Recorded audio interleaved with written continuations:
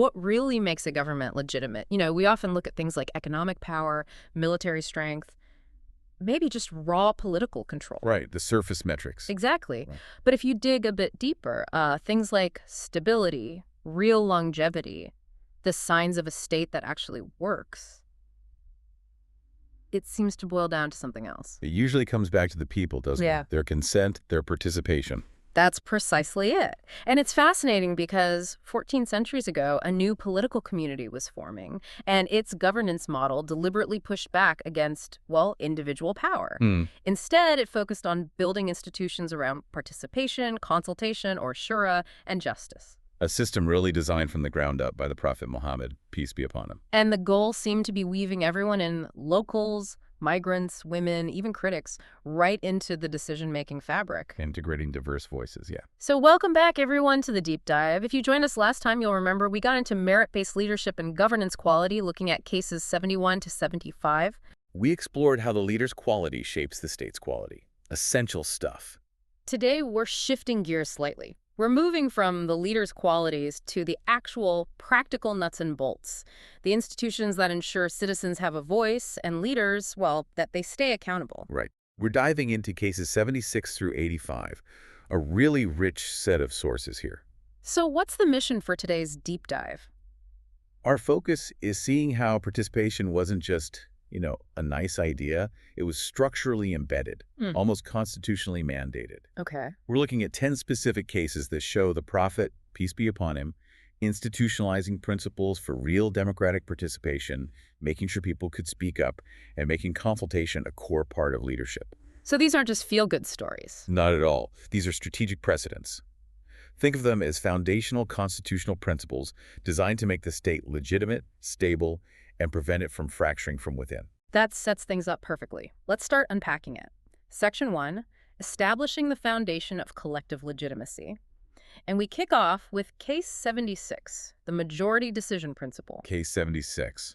This one's pretty remarkable. It establishes that once a collective decision is reached, the majority consensus holds. It has to be upheld. Even if the leader in this case, the prophet himself, initially wanted something different. Exactly. Even then, that's the very definition of institutionalizing consultation, isn't it?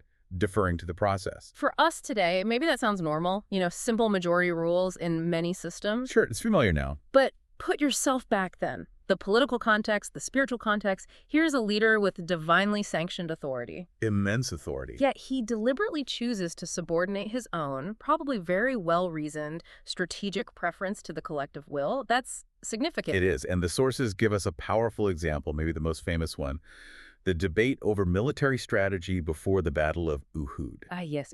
The Prophet, peace be upon him, initially leaned towards a defensive fight, staying within Medina, using the city's fortifications, urban defense. Makes sense. Safer, perhaps. But the majority of the community, particularly some of the younger, more eager companions, they pushed for an offensive strategy. Go out and meet the enemy head-on outside the city. A riskier approach. Potentially, yes. And despite his own judgment leaning the other way, the Prophet agreed to the majority decision. He basically said, once we decide together, we act together. Precisely.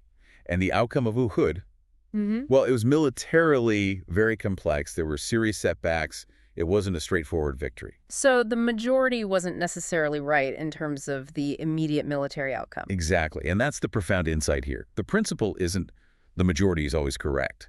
The Prophet's initial idea might have actually saved lives. Okay. The core lesson is that collective wisdom, expressed through participation, is seen as inherently stronger, more legitimate than even the smartest individual's will, even the leaders. Why stronger, though, if it leads to setbacks? Because by upholding that consensus, even when it led to difficulty, the leadership cemented the community's commitment. They owned the decision. It prevents that later finger-pointing, the "I told you so," that can tear a community apart. I see. It shifts the ownership of the outcome. If it had been solely the Prophet's decision, the blame for the Uhud setbacks could have undermined his authority. Absolutely. But because it was their decision, the community shares the burden, learns from it, and stays unified in the larger project. It avoids that internal rot, that crisis of confidence that can doom young states. That makes a lot of sense. It builds resilience. And you see echoes of this everywhere in modern governance, right? Parliamentary votes, simple majority rules and referendums, even how we amend constitutions. It all rests on that idea that broad support, mathematically defined, gives an action its legitimacy, its force. It's the mechanism that allows a group to move forward together based on that shared agreement. Okay, so Case 76 deals with the principle of majority rule, the quantity of support. Let's shift now to Case 78, which seems to address the quality of that support. Who actually gets to be part of that majority? This is about inclusive community decision-making. Yes, Case 78 is crucial. It's fundamentally about nation building, about avoiding deep political divisions right from the start. How so? The core principle here is that all the major structural segments of society must be actively included in the key decisions. You can't leave a significant group out, or you're basically engineering future conflict into your foundations. And the historical context here is key. Absolute vital to understand the stakes. The early Medinan state was primarily composed of two very distinct, powerful groups. You had the Muhajirun, the migrants who came with the Prophet from Mecca. The newcomers, essentially. Right. And then you had the Ansar, the local helpers in Medina, who offered refuge, political backing, military support. They were the established power base. And you can imagine the potential for friction there. Who's really in charge? Whose customs prevail? Land rights, political influence. Exactly. A classic recipe for tension between immigrants and locals writ large. So how did Case 78 address this? The sources show a deliberate policy. Both groups, Muhajirun and Ansar, were given absolutely equal say, parity. In communal decision-making, in consultations, they were treated as equal partners. Wow. Not just tolerated, but structurally equal. Structurally equal. This was frankly an act of strategic genius. The lesson is powerful. Inclusion isn't just a nice-to-have ethical principle. It's a critical tool for preventing division. So by guaranteeing that parity, that equal voice. The leadership neutralized what could have been a major source of civil strife. It built a unified identity that went beyond where you originally came from. The constitutional rule became equal participation is the antidote to instability. And the modern relevance is just staring us in the face, isn't it? Completely. Think about nations today grappling with identity politics, regional divides, ethnic tensions, ideological camps, feeling shut out. This historical model screams that real stability, lasting stability, only comes when you have mechanisms that guarantee representation for all the key parts of your society, in your legislatures, in your governing bodies. If a major group feels systematically ignored or suppressed. The state is inherently fragile. It's just waiting for a breaking point. Legitimacy demands representation. Period. This foundational inclusion naturally leads us to Section 2, which looks at the specific ways citizens could make their voices heard, even raise dissent, starting with Case 77, the right to petition authorities. Yes, Case 77 moves from broad structure to individual access.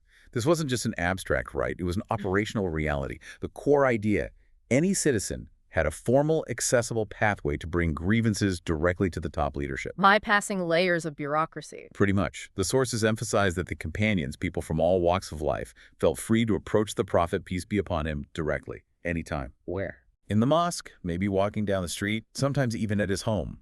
They could bring their complaints, their issues, regardless of their social standing, wealth, or background. That's striking. It wasn't like, fill out this form in triplicate and wait 6 months. No, it was direct access. And the insight here for leadership is profound. Leaders must stay accessible.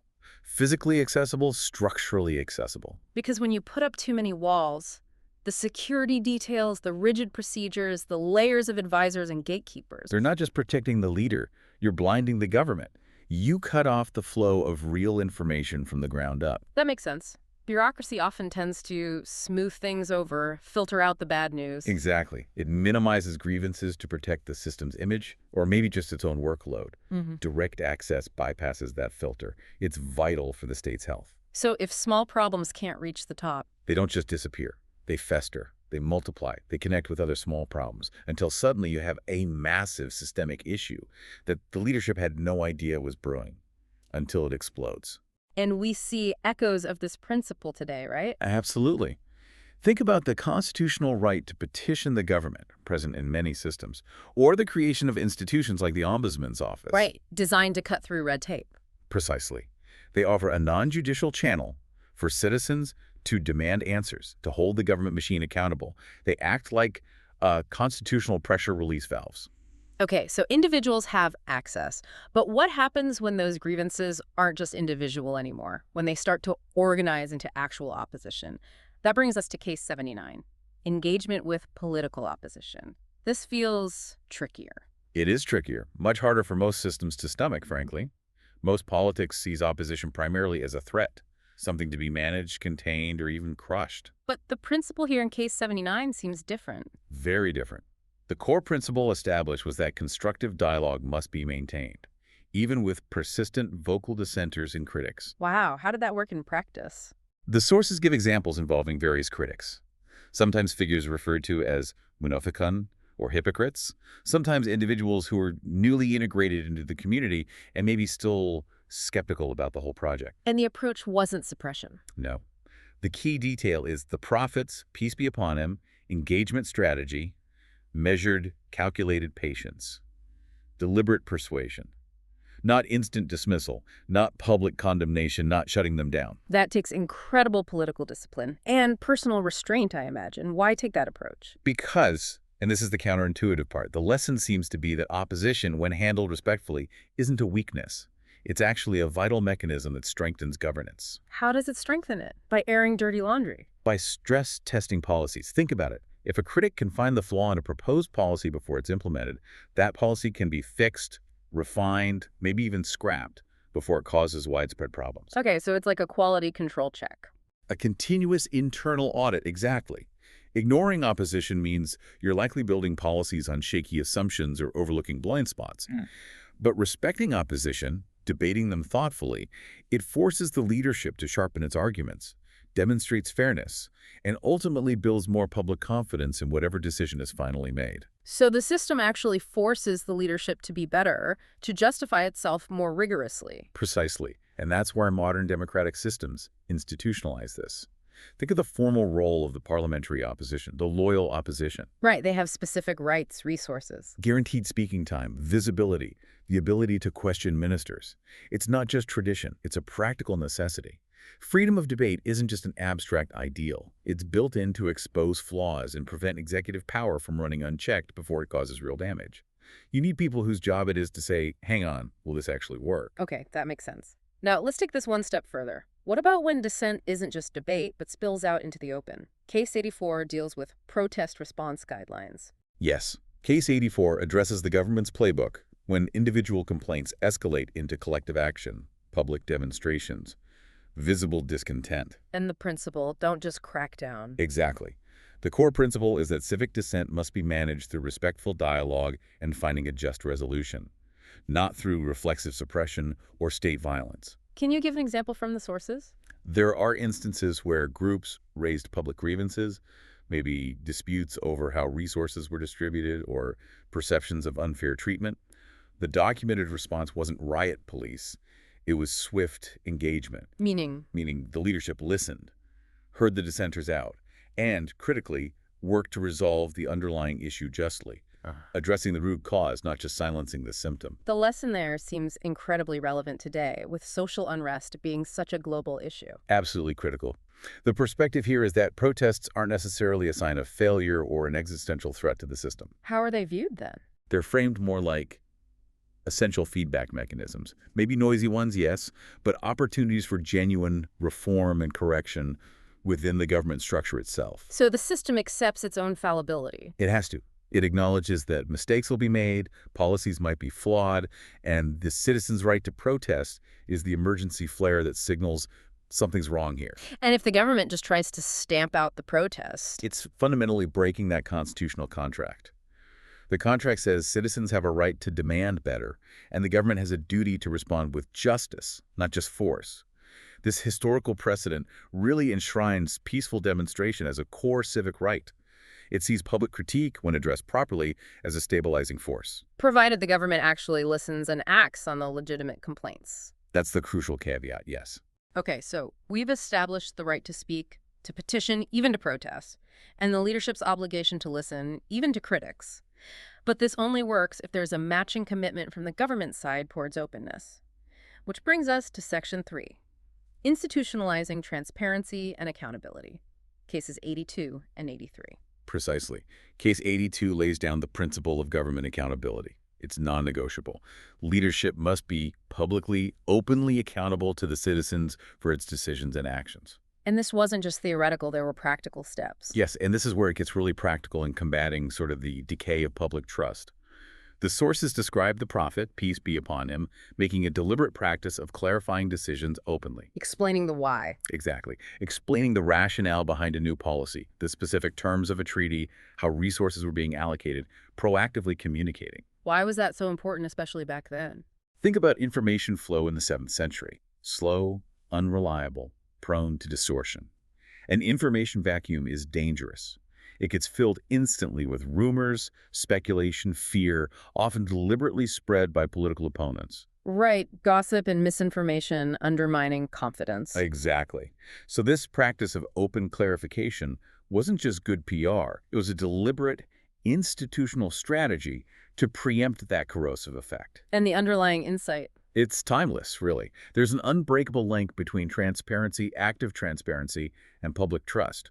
When leaders are open about why they're doing something, even if the decision itself isn't popular, It sends a message. it sends a clear message. We respect you enough to explain we have nothing to hide. That builds confidence, loyalty. Secrecy, on the other hand, breeds suspicion, almost regardless of the actual decision's merit. And this historical practice directly mirrors modern mechanisms designed for the same purpose. Absolutely. Public congressional hearings, mandatory government press briefings, officials being formally called before committees to justify their actions. It's all about forcing the executive to explain itself in the open, answer questions, and prevent that corrosive speculation from taking hold.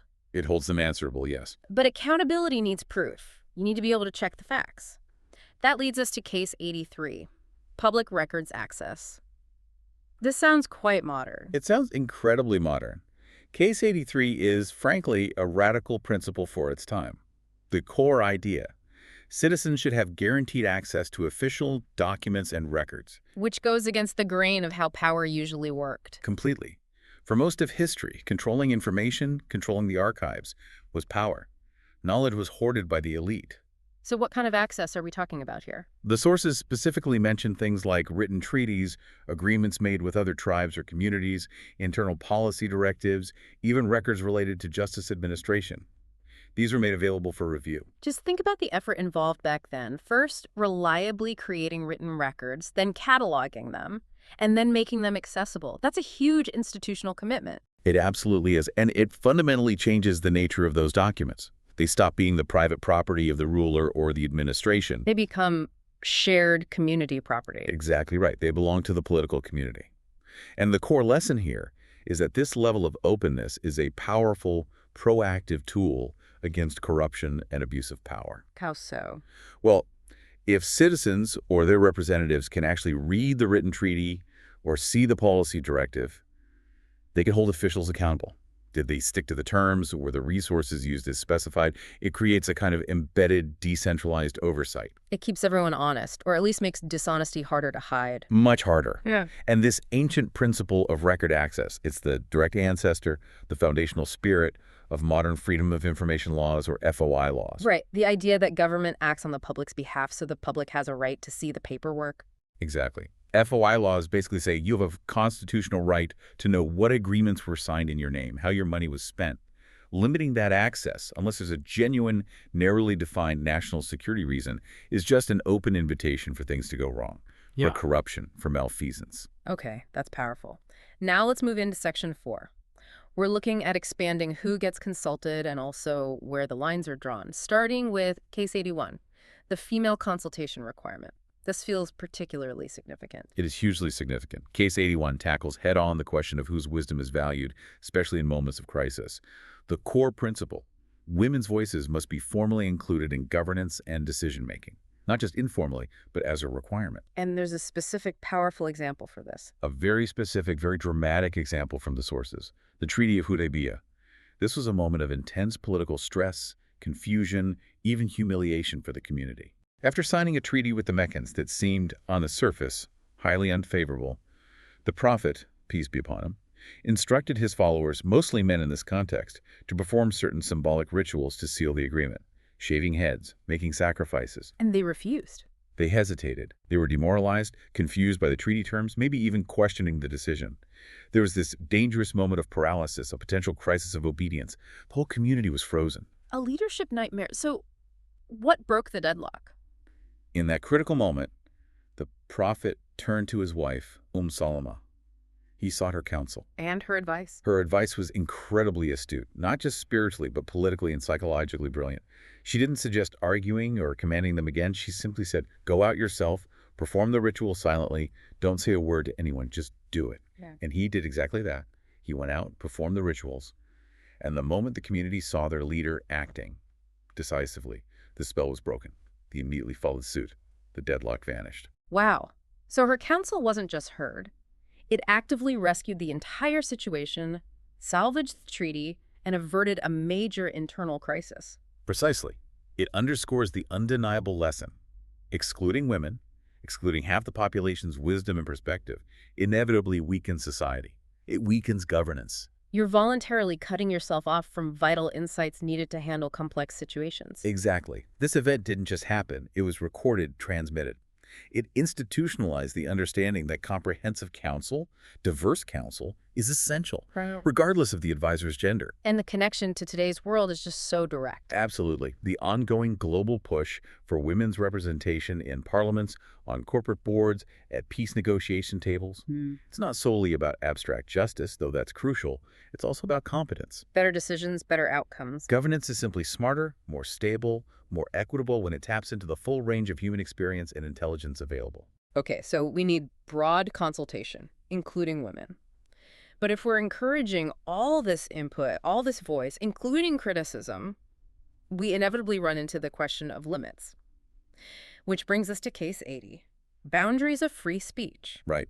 Free expression is clearly vital for the kind of participatory governance we've been discussing.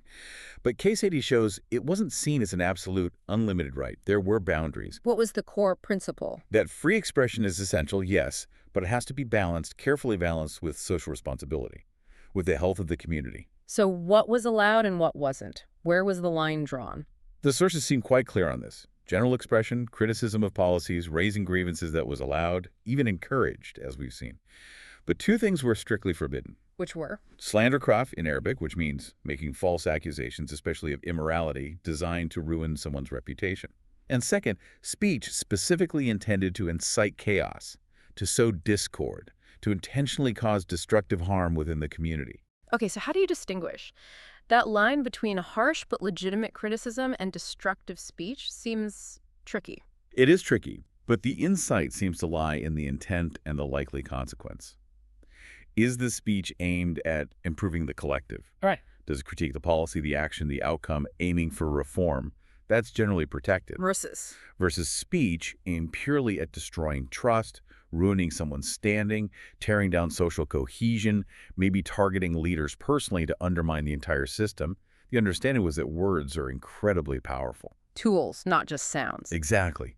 And using those tools with the deliberate intent to destroy harmony or trust was seen as undermining the very foundations of the community they were trying to build, foundations based on dialogue and transparency. That's fascinating. The line is drawn where expression stops being constructive and actively becomes an instrument of destruction. Precisely. And you see this exact tension playing out constantly today, right? Yeah. Debates around media freedom, online speech, hate speech laws. Where does criticism end and harassment or incitement begin? Society's always grappling with that boundary. This historical precedent offers a clear ethical framework. Expression gets constitutional protection when its purpose is constructive contribution. But it potentially forfeits that protection when the intent shifts purely to destructive defamation or fueling chaos. It's about responsibility. Okay, let's move to our final section, Section V, and our last case, Case 85. This one seems to operate on a grand scale, dealing with the aftermath of major conflict, the principle of political restoration. Yes, Case 85 addresses maybe the toughest challenge any state can face. How do you put things back together? How do you heal and unify after deep political, sometimes military, conflict? This is about institutionalizing the political amnesty initiative. Amnesty. Forgiveness as a political tool. That takes immense courage, doesn't it? Not just personal virtue, but statecraft. Immense courage and strategic foresight. The core idea is exactly that. Forgiveness isn't just a moral good, it's a necessary political instrument. You need it after conflict to actually restore unity and secure long-term peace. It prioritizes the future over settling past scores. And the prime example here is massive. Truly massive in scale and significance. hmm The general amnesty granted during the conquest of Makkah. Let's pause on the context here. This wasn't just any city. This was the city, Makkah. Mm.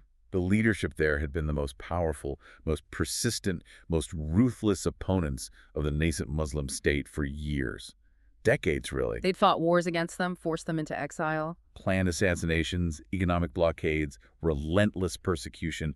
These were the sworn enemies. So when Makkah was finally conquered, relatively peacefully but decisively, what would have been the expected outcome in that era? Standard practice. Retribution. Mass enslavement of the fighting men. Execution of the opposing leadership. Seizure of property. That was a norm for victors in the 7th century. Punish the vanquished, break their power forever. But that's not what happened. Not at all. What was granted instead was a sweeping, almost universal forgiveness, a general amnesty. Why, from a purely political, strategic perspective, why choose amnesty over retribution? The strategic calculus, as analysts see it, was clear. Vengeance feels good in the short term, maybe. But it breeds resentment. It leaves behind bitter survivors, unresolved grievances that just fuel the next cycle of conflict, maybe generations later. It plants the seeds of future instability. Exactly. The primary political goal wasn't maximum punishment. It was maximum long-term stability for the state. Forgiveness, institutionalized as amnesty, breaks that cycle of violence. How? It allowed former enemies, literally overnight, to become part of the new political community. It gave them a stake in its success. It transformed them from defeated foes into integrated citizens. It's the ultimate act of nation building through reconciliation. Punish and you get compliance, maybe. Forgive and you get integration. That's a great way to put it. And this specific initiative, this political amnesty, has profound echoes in modern attempts at national healing, doesn't it? Absolutely. You immediately think of things like truth and reconciliation commissions. Precisely. Institutions set up, often after brutal civil wars or periods of oppression, think post-apartheid South Africa, or various post-conflict situations. They often use amnesty, maybe conditional on telling the truth, as a tool. Why? To achieve what? To establish a shared understanding of the past, however painful, and allow a fractured society to actually move forward, together, as one nation again, prioritizing that collective future, that long-term stability over the understandable desire for short-term retribution. It shows that sometimes the greatest political strength isn't crushing your enemies, but having the strategic wisdom and the courage to forgive them and make them your fellow citizens. Incredible. We have covered so much ground in this deep dive, really examining how these participatory, democratic-leaning principles were baked into the constitutional structure of this early state. Let's try to synthesize the key takeaways from cases 76 through 85 for everyone listening. Okay, let's recap the 10 core learnings. First, majority consensus is what legitimizes decisions. The leader ultimately defers to the group's wisdom for buy-in. Second, inclusivity is stability. All major groups need an equal guaranteed voice to prevent division and structural weakness. Third, access is essential. Citizens need direct ways, like the right to petition, to reach leadership, so grievances don't fester unheard. Fourth, opposition isn't a threat, it's a strength. Respectful debate stress tests policies and makes governance better. Fifth, free speech is vital, but it comes with responsibility. It's bounded by the need to avoid slander and destructive chaos. Constructive goals matter. Sixth, women's consultation is crucial. Excluding women weakens governance. Their insights are needed, especially in crisis, as the Salama example showed. Seventh, accountability builds trust. Openly clarifying decisions preempts rumors and shores up public confidence. Transparency matters. Eighth, open records ensure integrity. Citizen access to official documents like an early FOI acts as a powerful check on corruption. Ninth, dissent needs constructive engagement. Protests should be seen as feedback loops for reform, not just threats to be suppressed. Listen to the grievance. And finally, 10th, forgiveness heals nations. Political amnesty after conflict is a strategic tool for unity, breaking cycles of violence and enabling integration. Wow.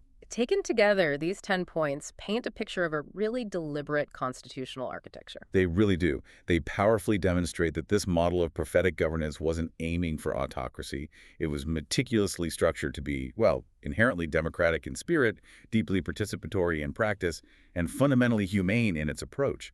Its legitimacy wasn't based on force alone, but on the active inclusion and the expressed will of the people. A fascinating deep dive into the institutionalization of democracy and civic voice in early Islamic constitutional thought. A really rich area. Thank you for guiding us through that. Now join us next time for our following deep dive. We'll continue exploring governance ethics, turning to cases 86 through 95, which focus on freedom of expression and constructive criticism. We'll look deeper into how the prophet, peace be upon him, balance that crucial right to free speech with the responsibility to ensure criticism actually helped rather than harmed the community. But before we sign off, we always like to leave you with a final thought to mull over. Building on today's discussion, if genuine legitimacy really rests on participation and consultation, think about your own context, your community, maybe your workplace, your country. Who is missing? Exactly. What specific significant voices, maybe based on gender, background, region, political viewpoint, are currently left out, marginalized from the processes where consensus is built? And the provocative part, how might their real, meaningful institutional inclusion fundamentally change the outcome, radically alter the consensus you arrive at? Something to think about. Definitely something to think about. Thank you all for joining us for this deep dive. We'll see you next time.